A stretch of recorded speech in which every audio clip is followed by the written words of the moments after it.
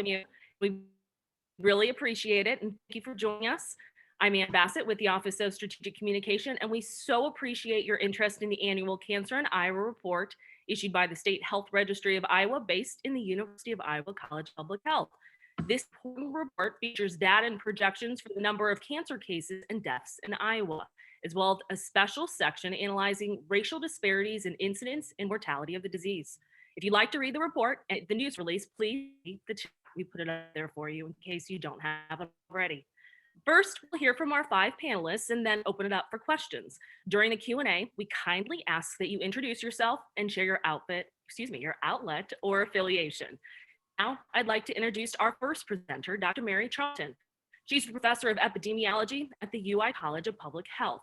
She'll make some remarks, and then the next presenter will introduce themselves and do the same. Thanks so much, Dr. Charlton. Thanks, Ann. And as Ann said, each year the Iowa Cancer Registry releases a report projecting the numbers of new cancer cases and cancer deaths among Iowans based on our registry data and on death certificate data provided by the Iowa Department of Public Health. We produce this report each year to help public health practitioners, community organizations and advocates, providers, researchers, and others to understand and reduce the burden of cancer in Iowa by tracking progress and determining areas of need. We estimate there will be 18,900 new cancers diagnosed in Iowa this year, 9,200 among females and 9,700 among males. Among females, half of new cases will be breast, lung, or colorectal cancer. Among males, almost half of new cases will be prostate, lung, or colorectal cancers. Similar to last year, we estimate there will be approximately 6,400 cancer deaths among Iowans. 3,000 will occur among females and 3,400 among males. Lung cancer continues to be the most common cause of cancer death for both males and females, accounting for 1 out of every 4 cancer deaths in Iowa. For males and females combined, colorectal cancer is the second most common cause of cancer deaths, and pancreatic cancer is the third most common.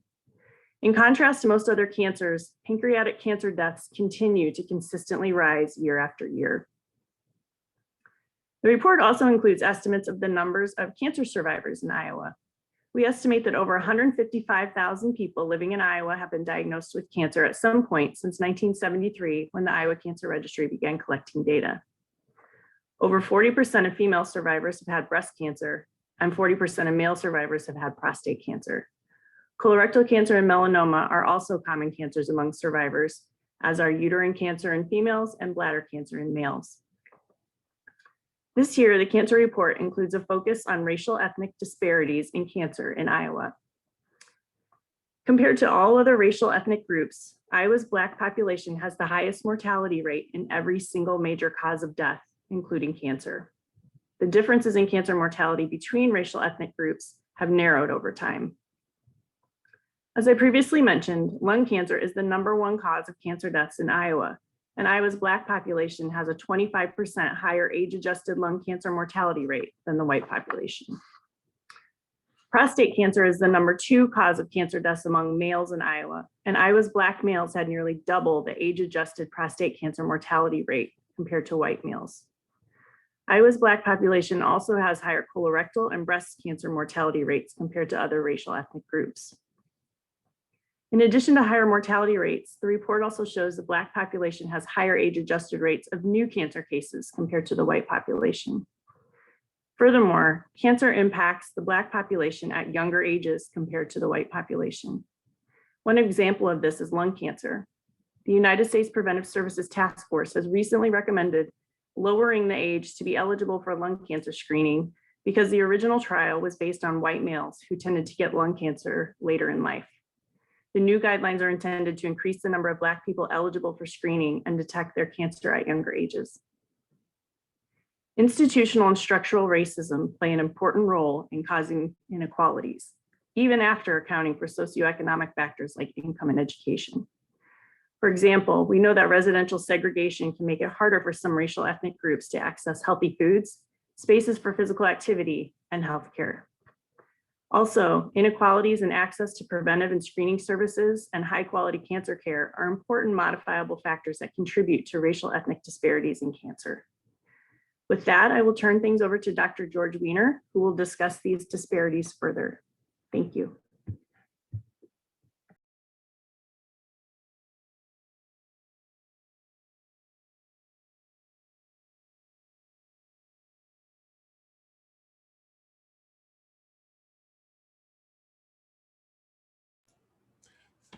Great, thank you. I was unable to unmute there for a moment. So thank you, Dr. Charlton. And my name is Dr. George Weiner. I'm the director of the Holden Comprehensive Cancer Center at the University of Iowa and a cancer clinician and researcher.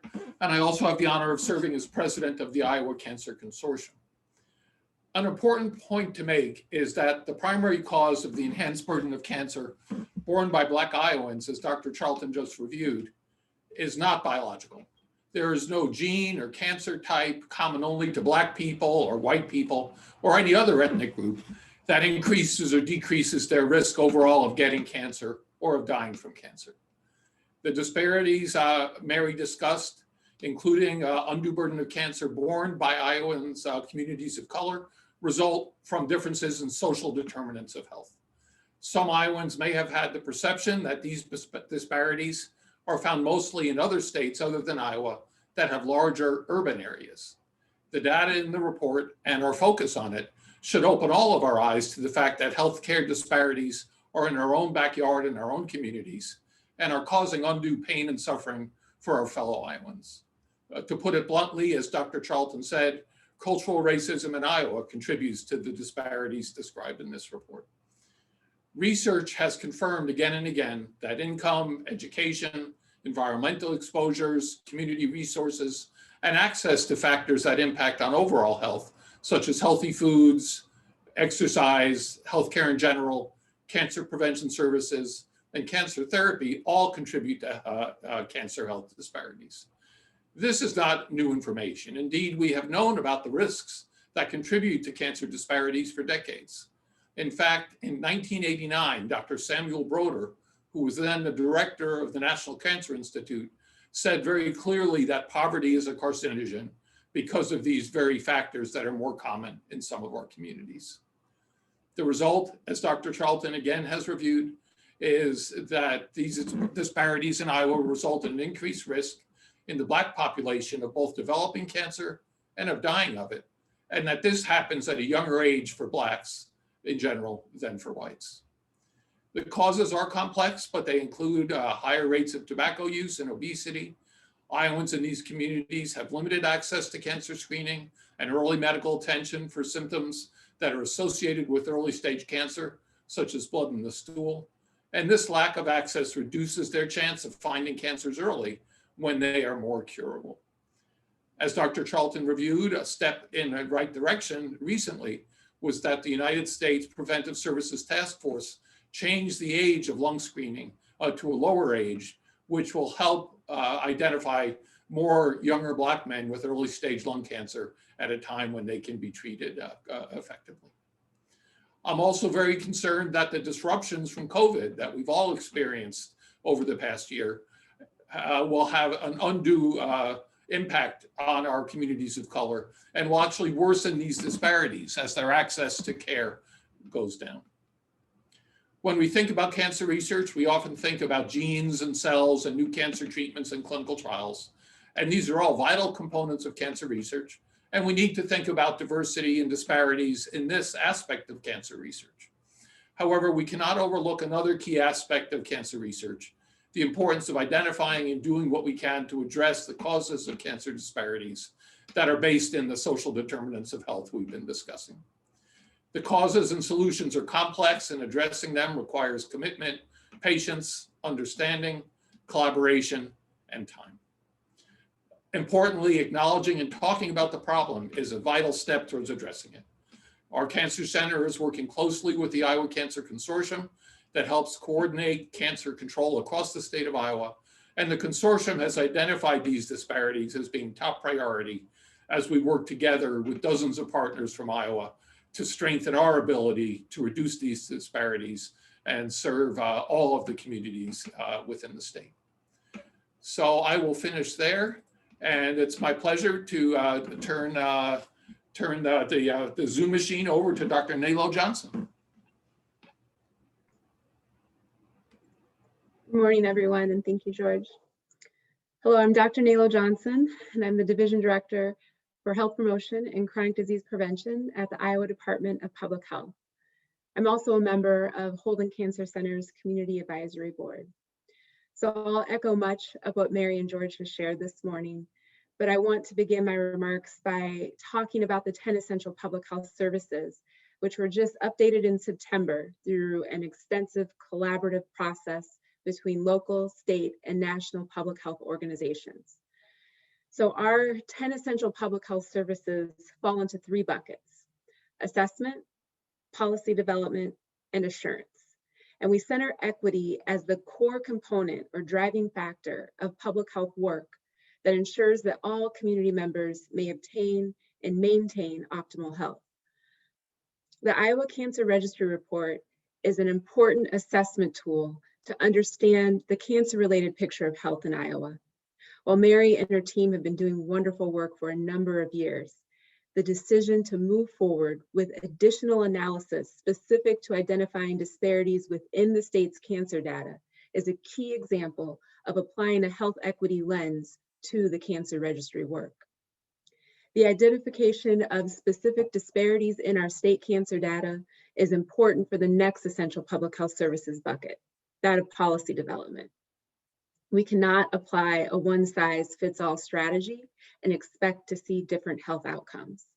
Identifying our cancer-related health disparate populations allows us to design targeted program and policy interventions specific to those identified cancer conditions or disproportionately impacted populations. And that in turn increases our potential to obtain better health outcomes and thus reduce the disparity that we see in the state. Finally, the third essential public health services bucket of assurance. A tool like the Cancer Registry Disparities Report ensures that we will have long-term trends analysis on our cancer-related picture of health to determine if the policies and the programs that we put in place are actually achieving appropriate impacts. With this tool, we will be able to examine if we're achieving those better health outcomes amongst our cancer-related health disparate populations. So, as has been detailed in the previous speakers, the report's findings tell us that it's not only important to examine the data, but to examine the data in the most appropriate way.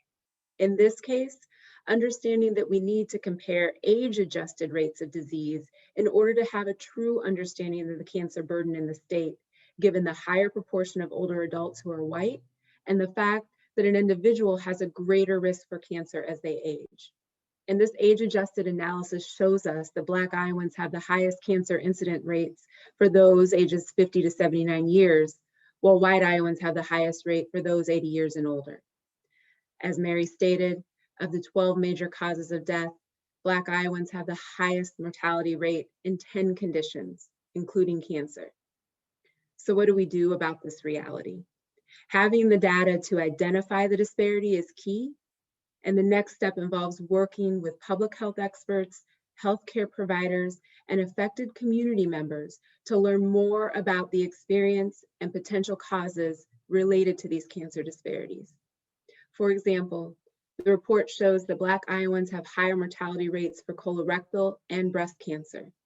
Knowing these disparities, IDPH has targeted our colorectal and breast cancer program funds to work with Iowa's federally qualified health centers to increase screening rates of their uninsured and underinsured clients.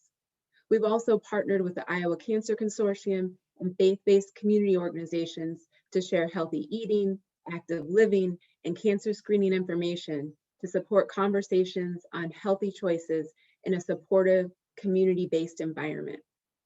While efforts exist, there's still more work to be done. Acknowledging that cancer is experienced by Black Iowans at a younger age than white Iowans, and that Black Iowans experience such greater rates of mortality. What are the causes behind these disparities? In the broad spectrum of those social determinants of health, is this a healthcare access issue? Is this an increased exposure to toxins in an environmental setting issue? Is this a provider bias in screening or diagnosis issue? All of these circumstances must be investigated, again, in collaboration with our public health experts, our healthcare providers, and community members themselves to fully identify the problem and develop solutions to address the disparities that we see in Iowa's cancer data. As the report states, it is critical to gain a clearer understanding of the drivers of these differences to develop interventions that can improve cancer-related health outcomes. We simply can't improve Iowa's cancer rates unless we have a full understanding of the cancer-related picture of health in the state.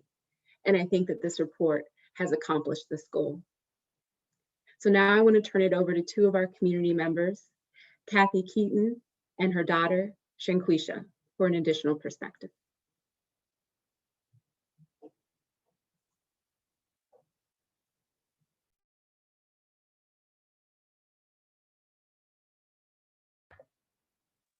Thank you, Dr. Johnson. It wasn't allowing us to unmute. I'll start first. I'm Shanquisha Robinson. I am a registered nurse here in the community. I was diagnosed with breast cancer in 2007 at the age of 25 years old. Before that, my sister, she was 21 years old when she received a diagnosis of breast cancer as well. And then my mom's mom, my grandmom, was diagnosed with breast cancer at a young age as well. Not as young as us, but still in that era, it was pretty young. And unfortunately died with metastasis to her lungs. So my experience with being a cancer survivor in 2007, I actually was granted my first mammogram, but unfortunately, being so young, the tumor was missed on the mammogram. And so me with having experience with breast cancer in my family knew the importance of self-breast exams. And so I actually discovered a lump on my breast, as well as my sister. She actually discovered her tumor as well. And so knowing what needed to be done was helpful. I went into the doctor with the encouragement of my mother. To be honest with you, I was 25. I had seen cancer in my family. I was 2 weeks away from graduating from college at University of Northern Iowa. I just kind of went into denial and didn't want to deal with it. But unfortunately, the type of tumor that I wasn't textbook. It started to, give me pain, and I actually felt that it was growing. And so got a biopsy fairly quickly, and the results came back positive for carcinoma. Me being having a healthcare background, I wasn't a nurse yet, but I had a healthcare background as a radiographer, and like I mentioned previously, the family history. I knew what I wanted to do as far as my treatment.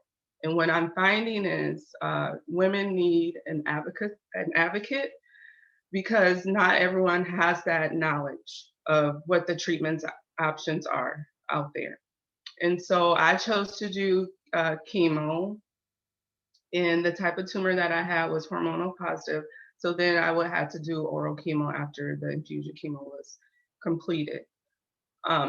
So my greatest expression that I want to put out there is, with the support that we are giving to women, Splash of Color, the women are not receiving all of the options for their treatments. And it's frustrating to me because I am a nurse, and I feel like patients, they're consumers, but they are, human as well, and they need to receive all the options for treatments.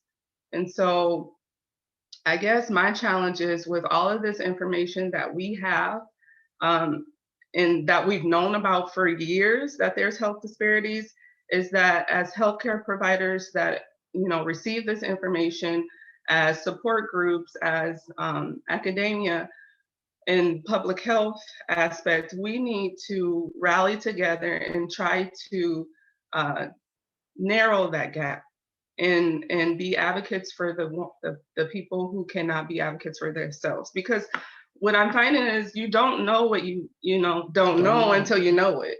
And so that's what we do. We try to educate women in the community and give them the knowledge to be their best advocate.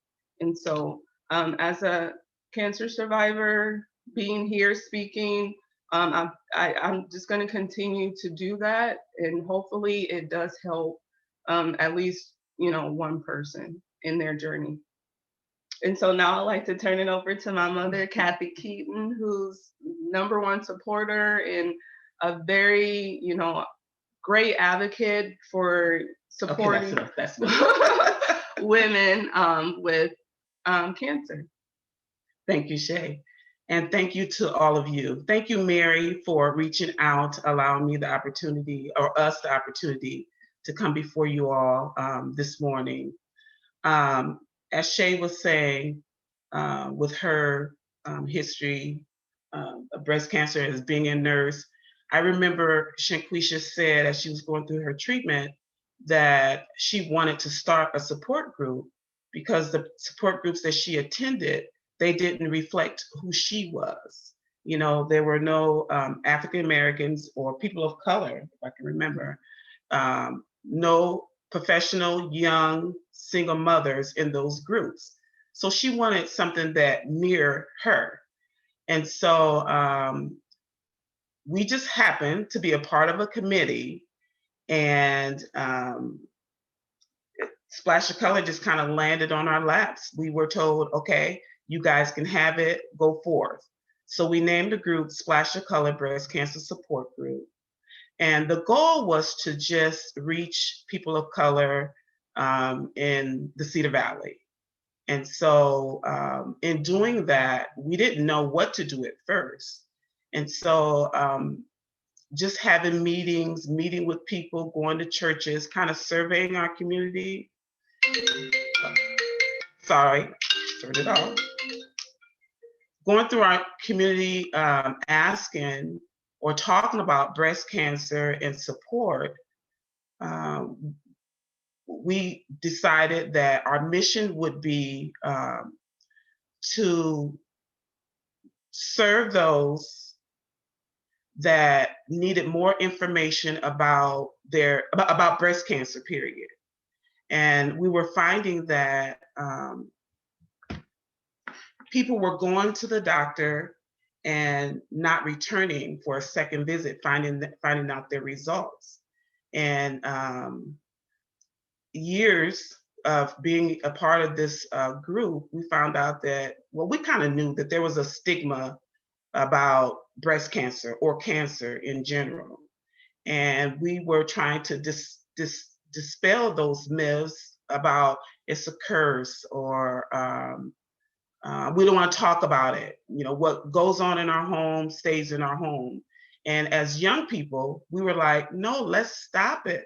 Silence no more. I remember one year that was the goal. That was the motto. Silence no more. We have to talk about this so we can help people. And so since then, we have been helping people, not a lot of people, but we have been helping people, educating them, informing them, talking with them, supporting them. And I think that's what Splash of Color does. We are contacted by individuals that need help, and our main goal is to support them, but they also need financial assistance. And our financial assistance, we look at that as that's one less thing that you have to worry about. If we can pay your mortgage, or if we can pay your utilities. So we offer financial support, and which is one of our biggest things. And we only have one fundraiser to get the money to offer financial support to the people that come to us. And so with all that being said, Splash of Color is here as a vehicle to support individuals that are going through their breast cancer journey. And I want to be here, or Splash of Color wants to be here. We want to be at the table. We want to help with diversity, being on boards, and so we can get these disparities. I mean, it's just the numbers, Mary, that you talked about, and Dr. Weiner. It's sad It's so sad. And if I can be a part of the research and,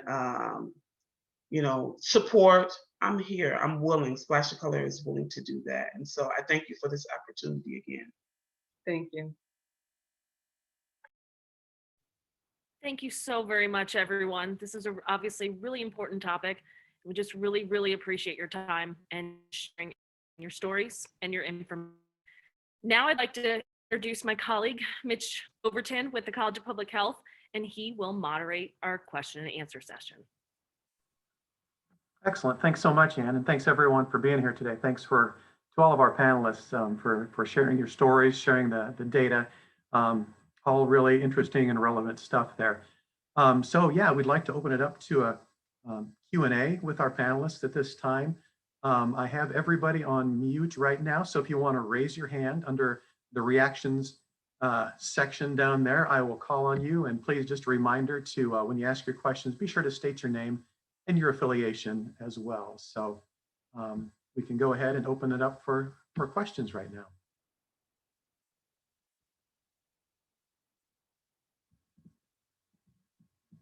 Okay, Vanessa, I see you've got one. Okay. You can go ahead and unmute yourself. I think you can do that. There you go. Try again. Yes, awesome, thank you. I just had a quick question for Shanquisha. Could you tell us how old you are now, and are you in remission, and when when did that happen? Where do you live? Some of those details.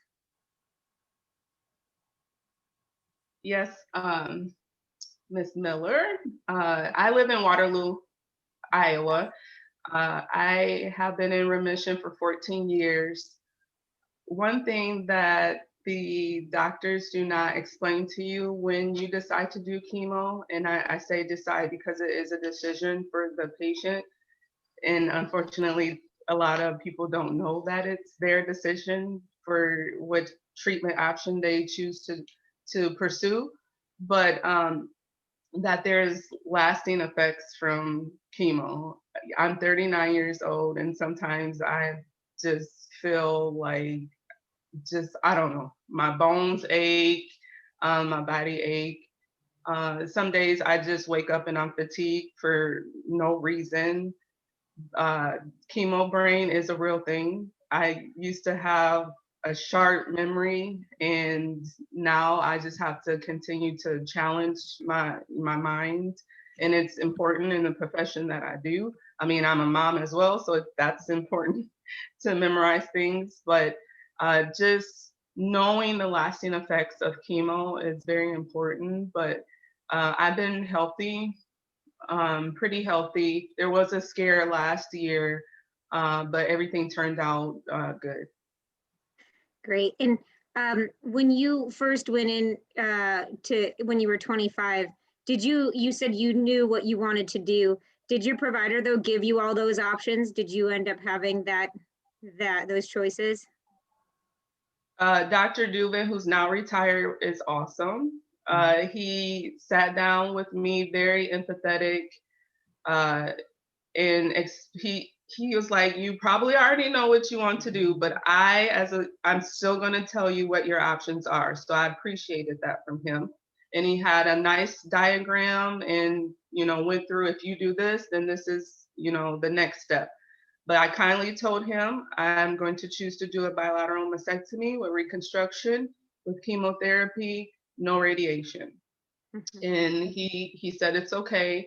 And then I asked him, please, can we wait for 2 weeks, at least 2 weeks? And he's like, well, I'll give you 2 weeks. I just wanted to finish that chapter. I was getting ready to graduate from undergrad at UNI and actually enroll in nursing school, but that had to be put on hold.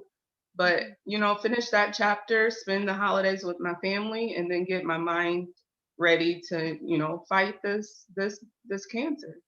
Mm-hmm. Great. Well, thank you. Thank you. And just a reminder to everyone, under the chat tab, we have links to download a copy of the Cancer in Iowa 2021 report. We have a link to the press release as well. And I also have my email address listed there too. If any reporters, members of the media would like to talk further with any of our panelists after we get done here today, feel free to shoot me an email and I can connect you with the panelist of your choice. So those things are under the chat function. I'll go ahead and open it up, see if anybody else has any questions. Go ahead and raise your hand. I'll see if I can find you.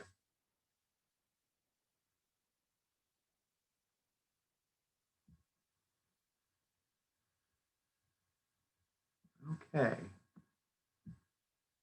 I see a thumbs up there. I'm going to assume that's a hand. We'll see here. Okay. Yeah, I was trying to do a wave or a question. Yeah. Hi, this is Lori Pedic, and I'm from St. Anthony Regional Cancer Center in Carroll, Iowa. I had the opportunity yesterday to read the Washington Post article about the lung screening requirements possibly changing. I'm very happy to see that as we built a lung screening program from the ground up here, and I've helped many hospitals our size build their programs too. Do we see CMS opening up their payment structure and restrictions on their reporting categories with this data that we now have yet this year?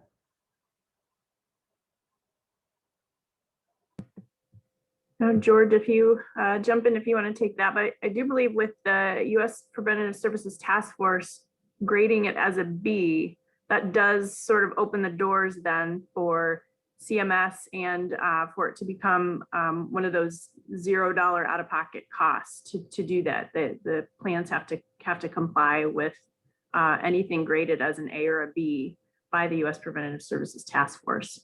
George, did you want to add anything to that? No, I think that's true. They haven't responded yet in detail about the change. But I would agree. I suspect it will come. I don't know how long it will take. Yeah, those changes are really going to be beneficial because we excluded a lot of patients who definitely would have met the 20-year PAC year history. You know, we're just a year out of the 15-year time frame, and the opportunity to catch that population is really going to be awesome. Yeah, thanks, Lori, for that. And that kind of brings up the point too. I mentioned during my part that one of the things that changed is lowering the age category so that we can catch cancers at earlier ages, particularly in the Black population. But as Lori mentioned, also they lowered the threshold for how much one has to have smoked in their history. Studies have shown that the Black population gets lung cancer at a higher rate with a lower exposure to tobacco use and cigarette smoking, and that they also have a higher exposure to secondhand smoke compared to white populations. So I think that's a really important thing to point out, is that it helps that way by lowering that PAC year history that's required. So we thought that was a really big and great step in the right direction, and something that needs to continue on with in other cancers. But it was a great example of how trials that were done typically on white males excluded really important patterns that were happening in the Black population and in women too. So it's great to see that that criteria was updated to be more inclusive of our population in Iowa. Mary, do you see any opportunity to open it up also to the secondhand smoke? Because that's what I see a large population of our women having exposure to smoking, living with a male who is a high smoker. That was a question I got a lot, was does secondhand smoke qualify somebody to get a lung screening if they've lived in a household like that? Mm-hmm. I think not right now, but I think that's a great question. And I will do some looking around to see what studies are in the works maybe, but usually it has to take some pretty big studies to change the policies and to get the U.S. Preventative Services Task Force to change their recommendations and their guidelines, which then in turn changes payment policies and things like that. So that's a great question. Thank you so much. Okay, any other questions? Go ahead and raise your hand. Go down there under the reactions button under the toolbar on your page there and find the raise your hand. Here's Vanessa again. Let's see. I'm sorry. Yeah, I forgot to ask Shanquisha about your sister. How is she doing? And I also wanted to ask, was she diagnosed after you? And were you an advocate for her? How did that happen? Yes, so my sister was diagnosed before me. She was 21 years old when she was diagnosed, found a lump under her arm. And since she was so young, the doctors didn't want to believe that it was cancer. And so they had to do a couple biopsies, I guess, just to confirm that it actually was cancer, being that she was 21. She's doing well. She's doing well. My sister, when I was diagnosed a year after she finished treatment. And so she was still processing everything. And when I was diagnosed, you know, I went to her naturally because she's my sister and she was young when she was diagnosed, but she still needed to process what she was going through and what she just had went through. And so that was another drive for me to start a support group because, you know, everyone is different at different point in their journey, and she wasn't ready yet to speak. It was years after she, you know, finished treatments that she decided that she would speak. And there's a video out there through the Iowa Cancer Consortium that it's the three of us, myself, my mom, and my sister, and we did an interview. And so she's doing well, and she speaks now and you know, helps people that are going through cancer. She actually just called me the other day about the genetic testing. It was actually, I think our cousin was having questions about the BRCA1, BRCA2 gene mutation. So yeah. And would you mind sharing her name and her current age? Yes, her name is Shanquisha Can you spell that? Yes, it's SHANQU capital NIISHA Horton, HORTON. She goes by Nisha. And Okay. Nisha is 36 now. Yeah. And Great. she lives here in Waterloo. So yeah. Perfect. Thank you. You're And I'm welcome. sorry, I just have one more kind of random question for Dr. Weiner. I just was curious, you talked a little bit about COVID's impact on maybe folks getting delayed care. So I wondered, is any research being done or do you think it will be done as to whether folks who've had COVID would be at an increased risk of getting cancer, like in the lungs or something? Well, we are tracking COVID patients for health outcomes. So I think that will be one of the things we're looking at. Our bigger concern and Dr. Charlton can speak to this because she's actually a national leader in this area, is our concerns that people are not getting cancer screening, that they're not getting follow-up, and that moving forward, that patients will be with more advanced disease, will be diagnosed with more advanced disease because of COVID, and that this will hit communities of color particularly hard. And so we're trying to track that. It's too early to know. We know that we did see a drop in cancer screening here at Holden. Our cancer therapy continued throughout the pandemic, but our screening did drop. And we have concerns about what that's going to lead to. I think that the chances of COVID itself causing cancer are probably not high. I think the chances of COVID making it harder to take care of patients who have cancer is definitely a problem.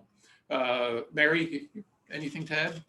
Yeah, so in cancer surveillance world, we run a couple of years behind where we collect our data. It takes a while to, people get diagnosed and they need to have their treatment. Then we go back in and collect it and then have to assemble that data.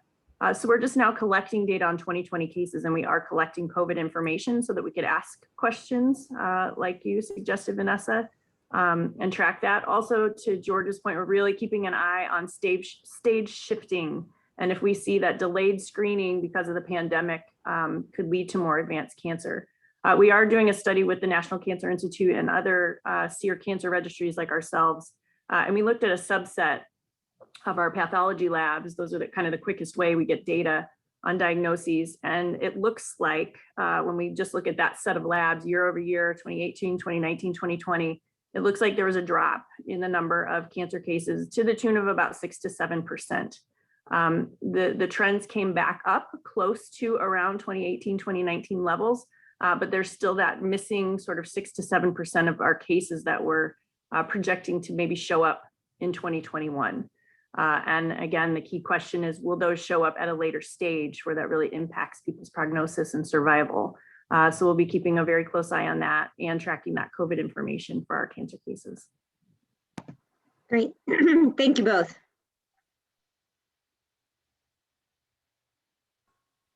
Okay, great. Thank you. Any other questions out there? I know our panelists would be happy to answer any questions. Feel free to raise your hand. Okay. You see Rachel Schramm. Hi, Shanquisha and Kathy. I just had a question for you guys. I work at the Iowa Cancer Consortium and I'm a health educator here. And I just wondered, I don't know, kind of a different question, I guess.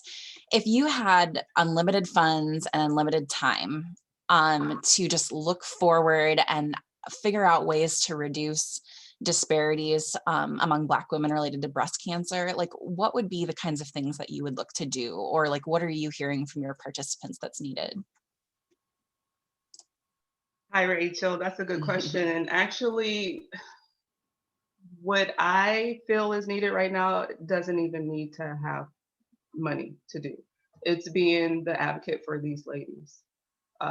And it's unfortunate, but there are so many young Black women diagnosed with breast cancer right here in Waterloo. And they may not be actually living in Waterloo right now, but they're from Waterloo and I've reached out to them or they've reached out to me and they've been diagnosed with breast cancer, which is just amazing. And I'm interested to see specifically what this report, the numbers show for Black Hawk County, and then the disparities within this county. But just being an advocate for these women, because I truly believe, and this is something that I didn't have when I was going through treatment, is individualized holistic care. That is something that is so vital to get these women through their journey. Letting them know all of their treatment options, offering them palliative care and explaining to them what palliative care entails, getting them into an exercise program if they want it, counseling. That's something that I've never gone through for cancer. I've never gone through counseling. My daughter was 3. She's never gone through counseling. And yes, these are services that I could, reach out and get myself, or these women could get themselves. But just imagine all of the information that they've receiving. They just received a cancer diagnosis. So you're so overwhelmed. You don't know what to ask. You're still processing everything. So that's why you need a team of people to help you, get through each step. And so actually that would be my greatest wish. And I'm trying to do that now, but Splash of Color, our publicity is not at the stages where I think it needs to be. And so maybe that would help, putting us out there. We've been out in the community since 2009, and still to this day, Waterloo is not that big. You'll hear people say, oh, I never knew. Well, yeah, we're here. We're here to help. And so just being that advocate for these women and helping them, ask the right questions and informing them of, their options. Because that, like I mentioned before, is so frustrating when I hear women say, well, I never even knew that was a choice. Mm-hmm. Or the doctor told me that I can only have 1 breast taken and not 2. Why not? Why not? So that would be my greatest wish for Splash of Color. I don't know what yours is. Thank you. Thanks, Rachel.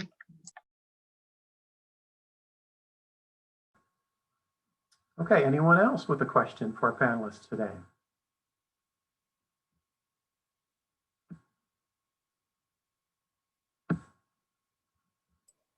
Okay, I see Christine.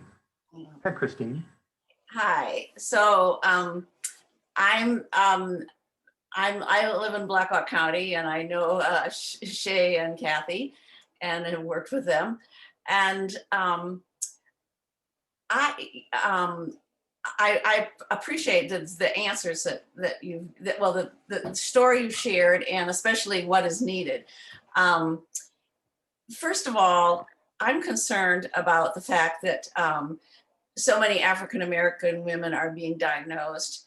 In Blackhawk County, and I do know that Waterloo has, the United States has toxic waste sites, and then they're funded to clean them up, but they're graded as to toxicity. And I do know that Waterloo has toxic waste sites in the area, and professor from the University of Northern Iowa, Dr. Catherine Zeman, has done research on the toxic waste site, well water from toxic waste sites in Waterloo. And however, the toxic waste site there is lower down on the scale of getting funds. And so I'm really concerned that I would prefer to prevent breast cancer or any kind of cancer than to try to cure it. And so I feel as though the state of Iowa would be best. It would be best for the state of Iowa to look at toxic waste, chemicals, that sort of thing. What's running down the river, all that sort of thing. And so I'm very concerned about the fact that there are portions of Iowa that do have more cancer than others. The second thing is I agree with what Kathy and Shay have said about comprehensive care. That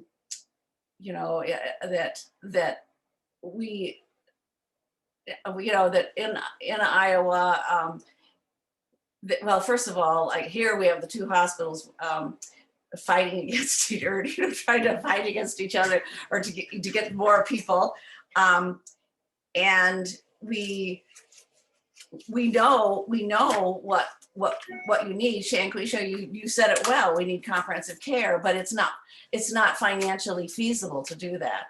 So I will say that as a breast cancer advocate, that it's a national problem that we need to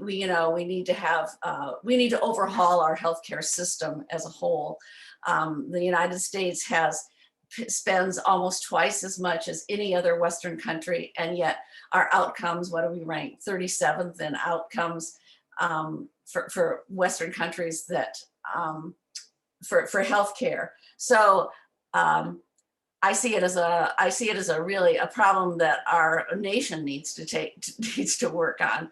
And I must say that I feel a little discouraged with the Iowa legislature right now, and getting much done to eliminate the disparities in Iowa. Thanks for my rant, for listening to my rant.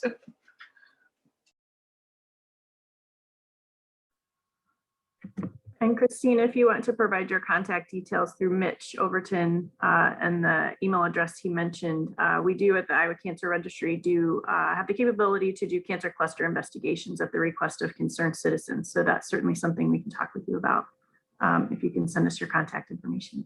Thank you. Comments? Yeah, my email address is in the chat down there, so feel free to contact me. I can hook you up with Dr. Charlton. Any other questions this morning?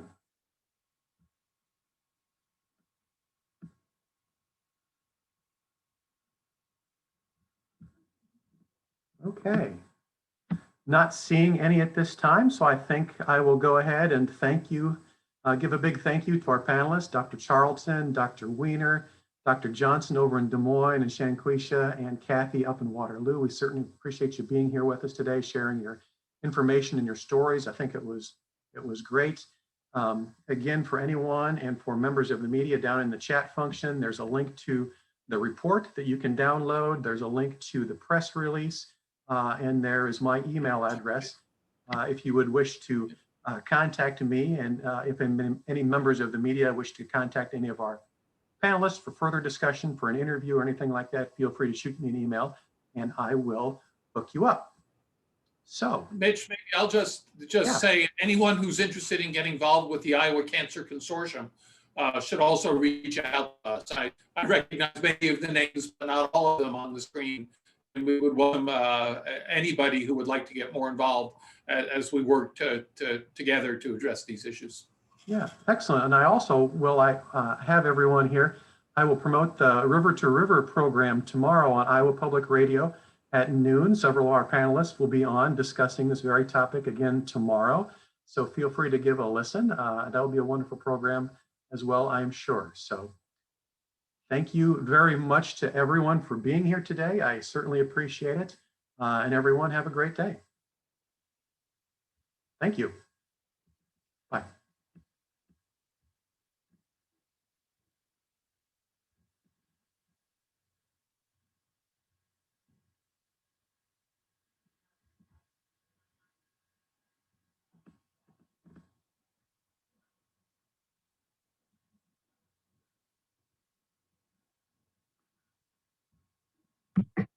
Thank you, Mitch. Let me know Yeah. if there's anything I need to follow up with. Okay, sounds good. Appreciate it, Mary. All Thanks. right.